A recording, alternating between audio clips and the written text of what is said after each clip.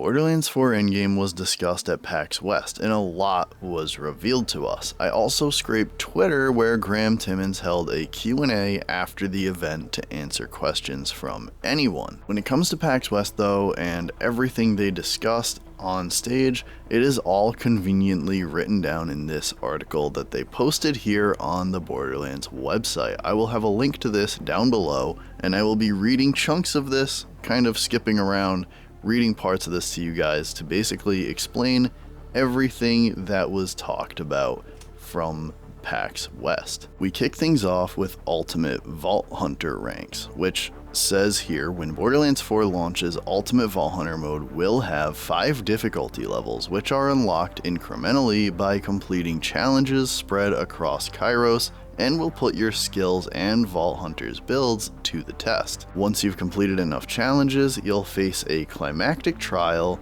a wildcard mission which tasks you with replaying a mission filled with buffed enemies who have a new set of lethal traits. Successfully surviving the absolute chaos of a wildcard mission will unlock the next difficult Ultimate Vault Hunter level, creating a satisfying cycle of increasing your power and taking on tough but fair adversaries. Ultimate Vault Hunter mode is also designed to be welcoming to players of all kinds, as you can escalate the increasing difficulty levels at your own pace and take on new challenges whenever you feel ready. So that's Ultimate Vault Hunter ranks and how you go through it. Basically, there will be these wildcard missions that you do that are buffed, extremely tougher missions, and you do those, and then you go up one level in Ultimate Vault Hunter ranks, and there are only 5 of them. So I wonder how difficult these will be and how much I'll have to farm before I can even get through the first one. But anyways, moving on, now we talk about Moxsy's big encore runs. It says here, if you're looking to pick a new fight each week, you should test your might against the weekly big encore boss. Everyone will get the chance to take on the same big encore boss each week, which is a tougher variant with an even more rewarding loot pool. You can face off against this souped up boss using Moxsy's big encore machine. Speaking of Moxsy's big encore machine, it says here that you can spend some iridium to activate Moxsy's big encore machine and fight the desired boss right then and there without the need for save loading shenanigans or rebooting the game entirely. It's an especially great quality of life improvement for endgame loot farming. Now, something interesting to me is that in the early playtests we got to see content creators do, like K6 and Jolts Dude and Moxsy, when they played and used the Moxsy's Encore machine, what we saw was it cost something like $50, which was a joke, it was nothing. In here, in this article, it says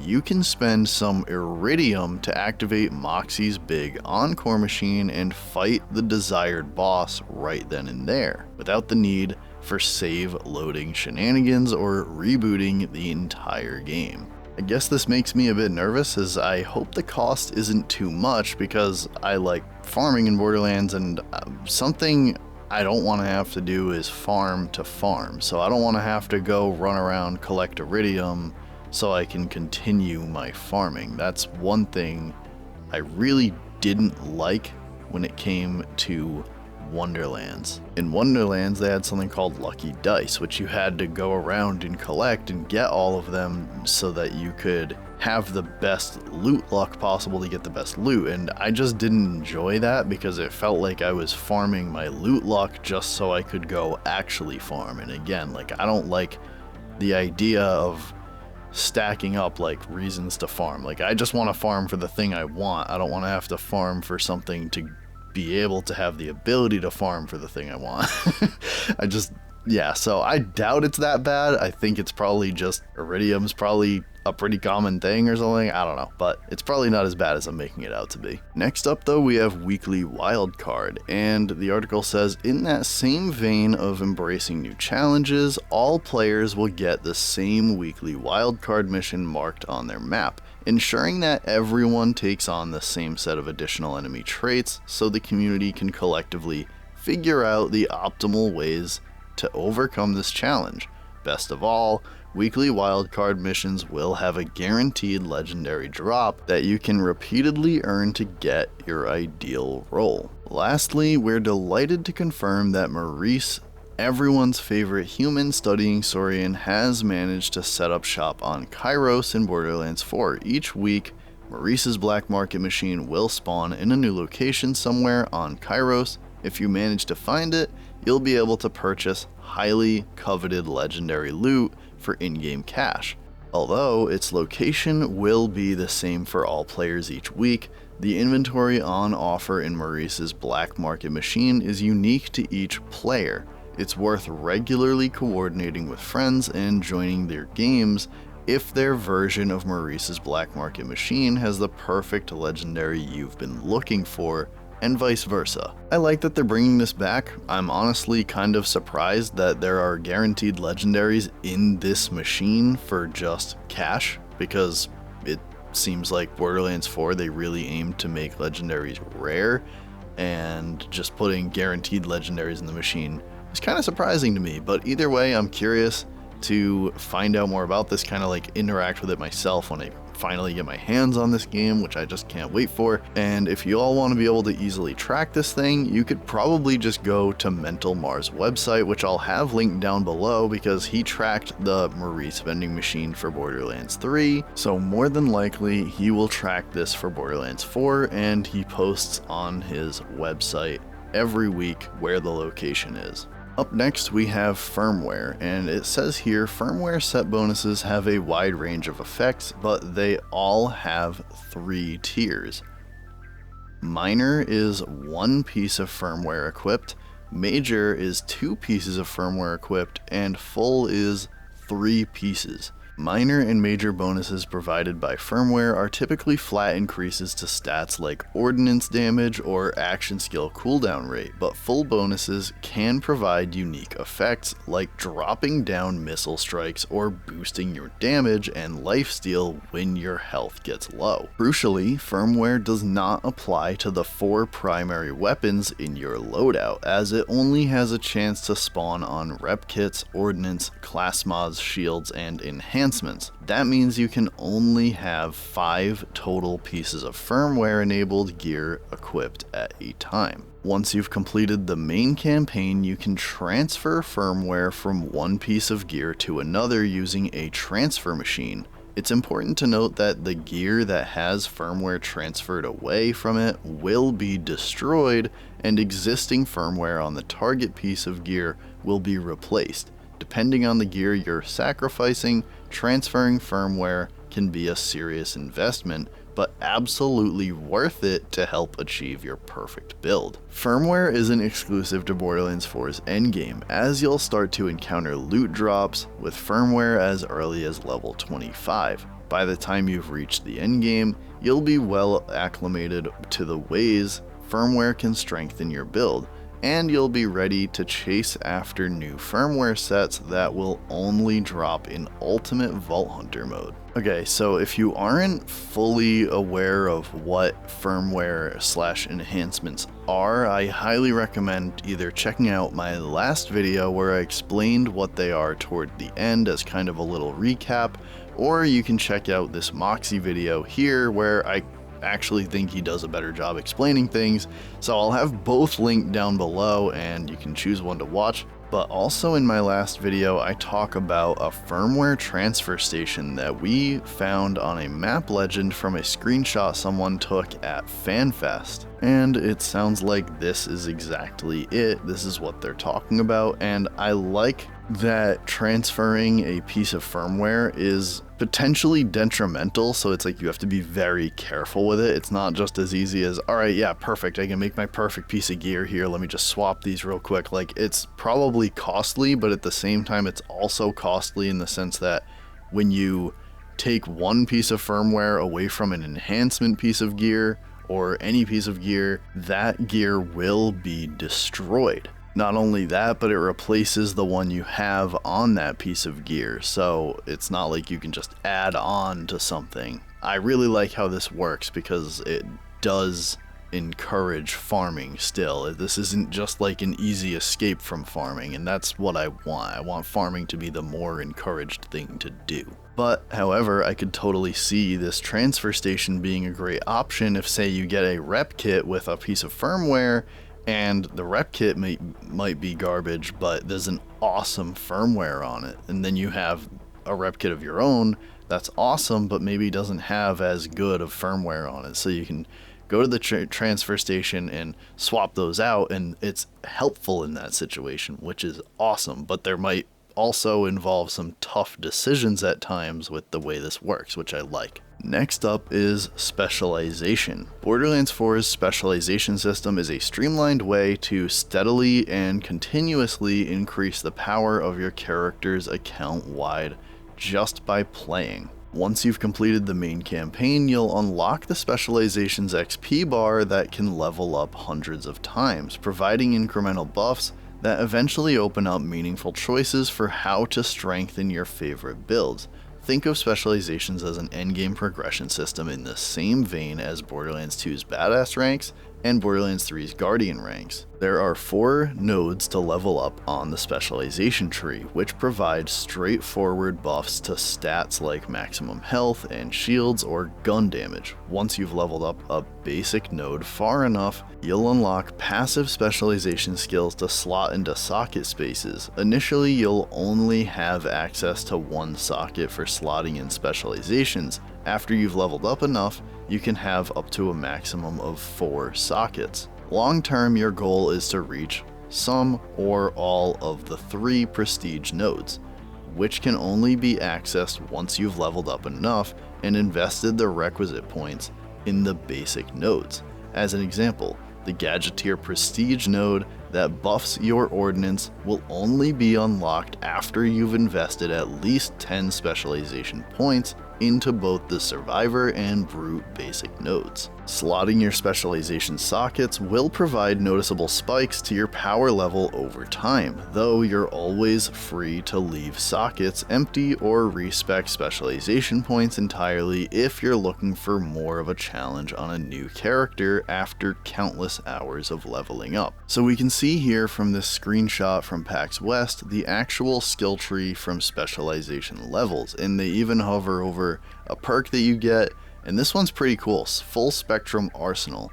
It says ordnance damage now benefits from increases to gun damage, and it goes on to say that ordnance damage is 50% of increase to gun damage. So you can see in this skill tree there's all these perks, and then on the left there is these 4 sockets. Those must be the 4 sockets that this article was talking about, and you basically choose which of these perks to equip into those sockets and have active. They also talk about being able to respec this specialization skill tree, but it costs iridium, and I'm sure it'll cost a decent amount. Now moving on here, we can talk about invincible bosses. And it says here that a few months after launch, after you've had time to sharpen your skills and craft your best builds, you might be ready to take on a new kind of deadly challenge that will be free additions for all players: invincible bosses, who await challengers in new arenas on Kairos.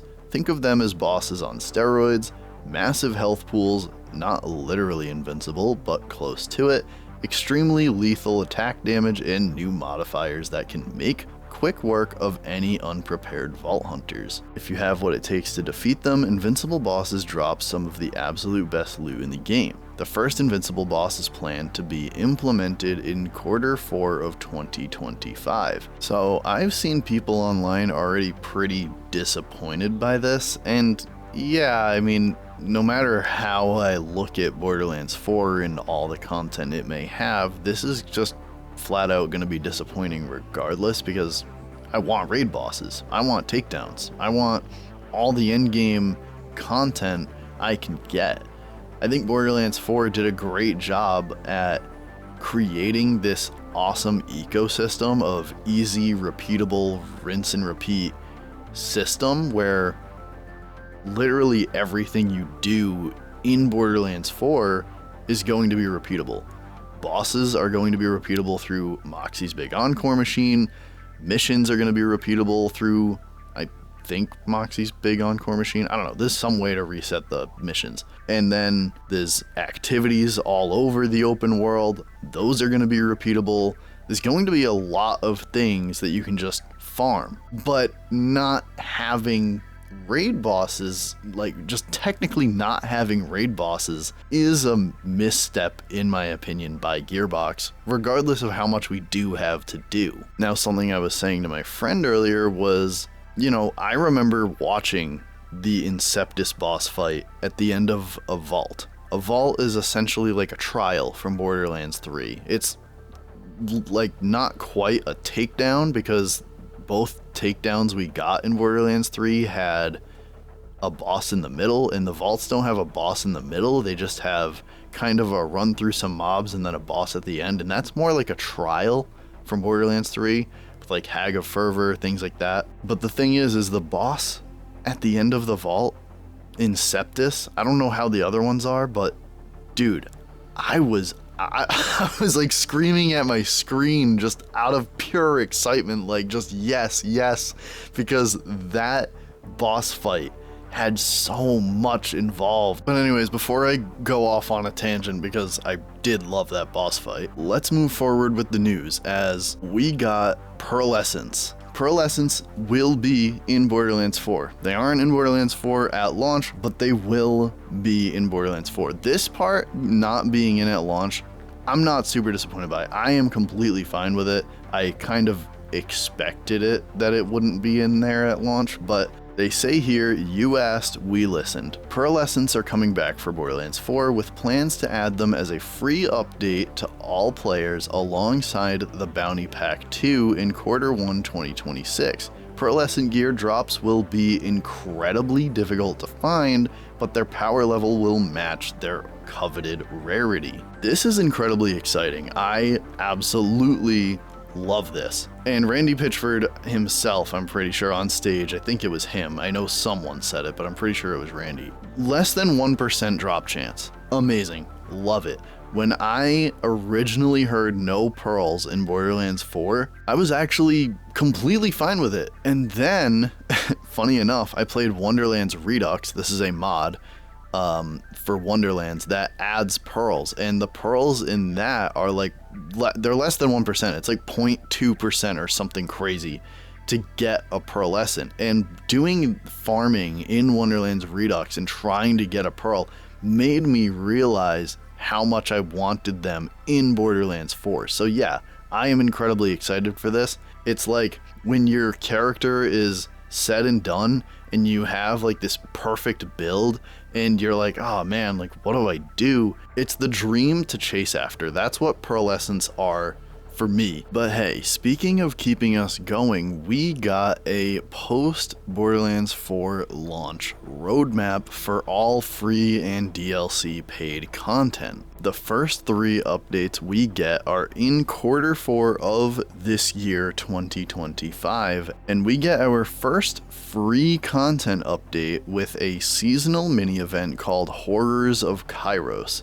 It includes new legendary weapons, new cosmetics, and a new weather variant. I'm gonna assume Horrors of Kairos, that sounds spoopy. Game comes out mid-September, get an update like a month later, and we get this spoopy seasonal event for Halloween. Love the sound of this, and I'm really excited because if it's anything to go by, Borderlands 3's seasonal events were freaking awesome. I loved Revenge of the Cartels. I loved Bloody Harvest with Captain Haunt. That was like one of my favorite bosses to fight in the game personally. Although I think a lot of that just had to do with his soundtrack, because I think he had one of the best soundtracks in Borderlands 3. And I'm also looking forward to, with this free content update, the new weather variant. That sounds awesome. Just making Kairos have this spoopy vibe to it just sounds really awesome. Looking forward to this. After that, we get Bounty Pack 1, which is a DLC paid for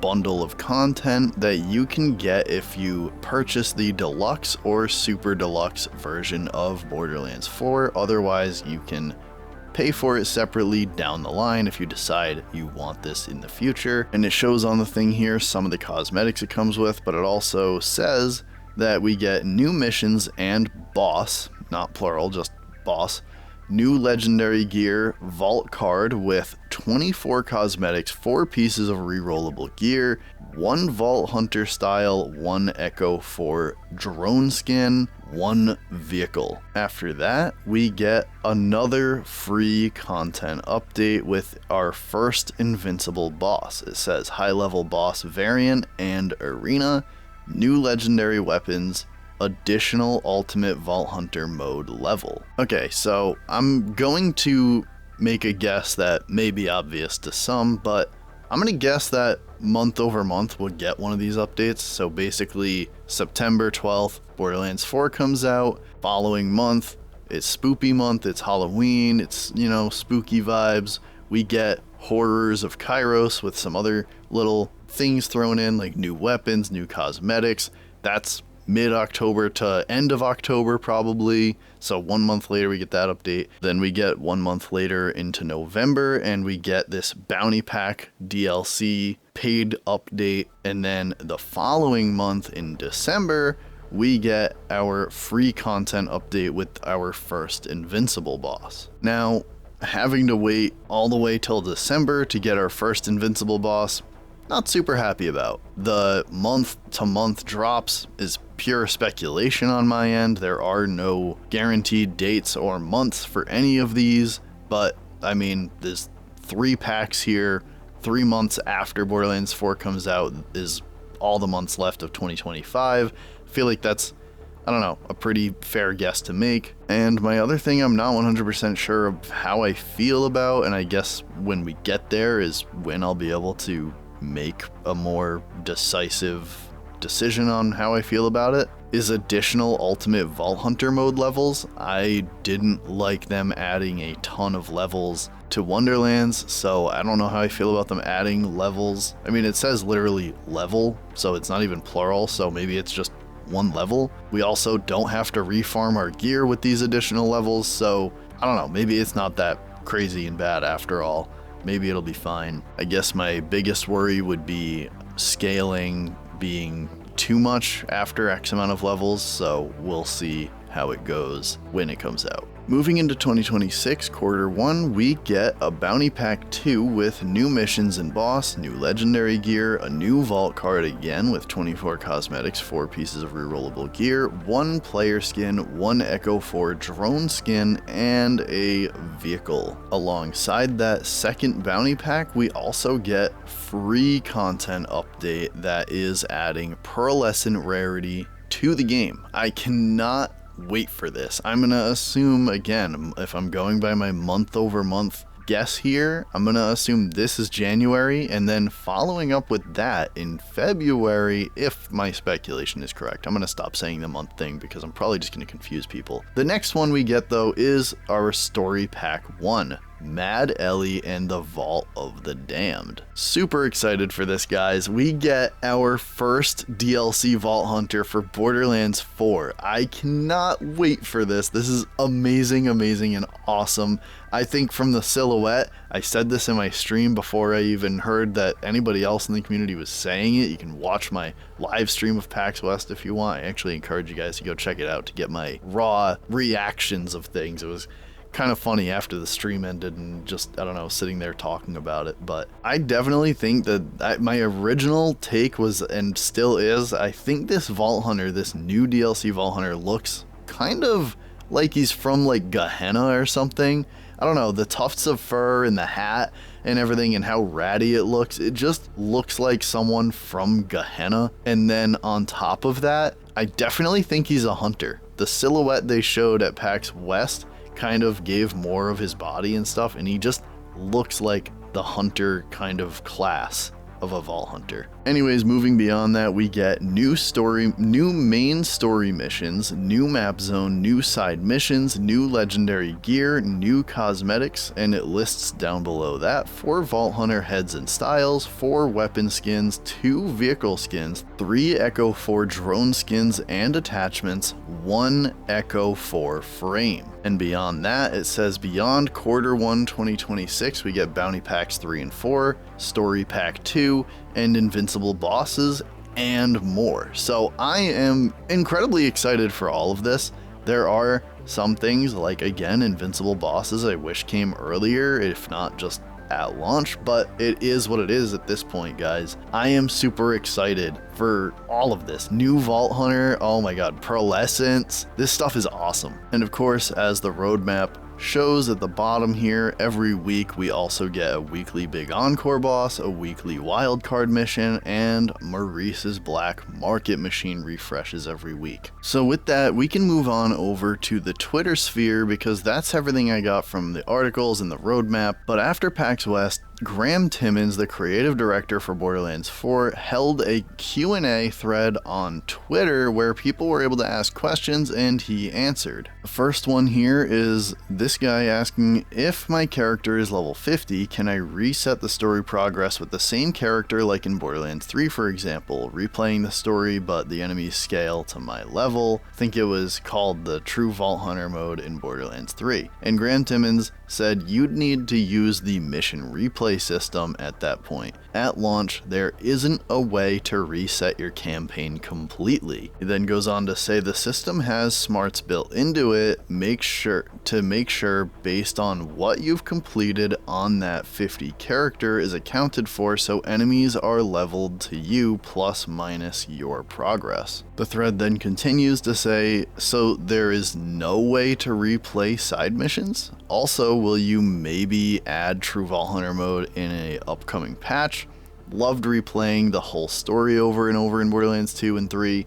Kinda sad that I have to go to an option and choose a mission each time. Hopefully mission replay's UI is easy to understand. Graham Timmons then replies, almost all missions support replay. There are a few that don't for specific reasons, super minor one-off gags and the like. We'll see what the community wants post-launch in terms of additional ways to re-experience the campaign. Now again, I respectfully, Gearbox, think this is a misstep, as there are a lot of content creators. I don't do this myself personally. I don't get to max level, then reset the campaign and play through it as max level. I typically start new characters when I want to replay the campaign, but there are some people that want to take their gear and their level and their perks and everything with them through the campaign, and there's a lot of content creators out there that do this stuff for content. This is like a big part of their content, and this kind of feels like a bit of an oversight to forget this, as it,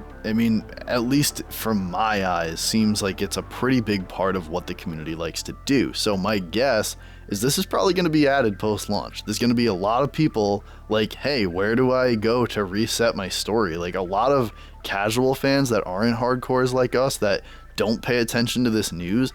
I think when the game comes out, there is going to be a lot of complaints about this, but that's just me. Again, I don't even personally use this. I'm just foreseeing / guesstimating what the community is going to react with this. But guys, I know that most of you probably know this, but just do it respectfully. If you're going to ask for this, if you're going to Graham Timmons or Gearbox or anything on Twitter, if you feel strongly about this, let it be heard, but let it be heard respectfully, please, because that's where they actually listen to you. This next one here asks, what is the drive to go up to the other Ultimate Vault Hunter since you don't need to refarm gear? Locked legendaries? Graham Timmons responds, getting access to exclusive firmware types that only drop while in Ultimate Vault Hunter, and you'll get increased drops / currency as well, so there is good incentive. We just didn't want people feeling like they had to regrind out their weapons constantly like Mayhem mode of the past. I like this, I like the incentives, I agree with it. I like that they're going for this no regrinding for your weapons thing. I really like how this works out. I just wonder when it comes to raising level cap and things, how they'll deal with this, because clearly they're trying to avoid this as much as possible with having to regrind for your gear at endgame. They don't want people to have to do that. Completely understand, a lot of people complained about it. I personally didn't mind, but I do like this direction they're going. Moving on, we have this question here. Would you describe wildcard missions as a sort of takedown? And Graham Timmons responds, wildcard missions use our mission replay systems to have you replay a mission with a specific set of traits that could spawn on enemies. they are more difficult as a result of the mixture of traits. So that is everything I had for this video. This video is way longer than I intended for it to be, but I appreciate all of you who came through, and if you stayed till this point, you are a freaking legend. If you want to get my raw reactions and discussions on PAX West and everything going on there, then I encourage you to go check out under my live streams tab here on my YouTube channel.